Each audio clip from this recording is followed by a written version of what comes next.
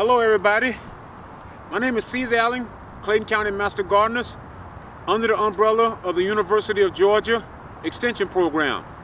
We're starting a new series called Gardening with the Masters. Today we're going to show you how to take a soil sample. Soil sample is very important. You got to get off to a good start in your landscape, and it starts with soil. So what you want to do is, you want to dig down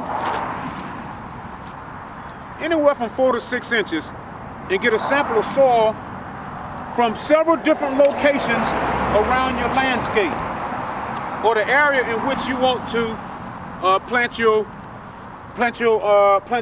fruits, vegetables, perennials, or whatever the case you're doing. After you went around and dig down, you want to take a sample of the soil, add it to a bucket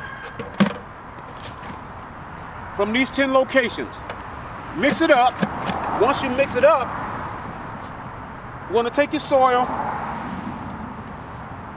We have a soil bag. This bag will be mailed off to the University of Georgia, to their lab, extension office. Now in Clayton County, it's $10 to mail your soil sample off. You get your soil sample back, and it'll tell you what amendments to put in the soil. If you want to do fescue in the fall, you want to start doing your soil sample somewhere in July. That way you can get your results back, and you can go ahead and add lime or any other amendments to the soil. So by the time you plant your grass seeds, you'll have everything in the ground already.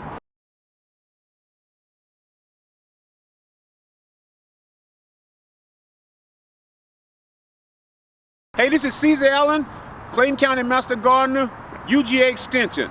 Go ahead and get your soil samples in.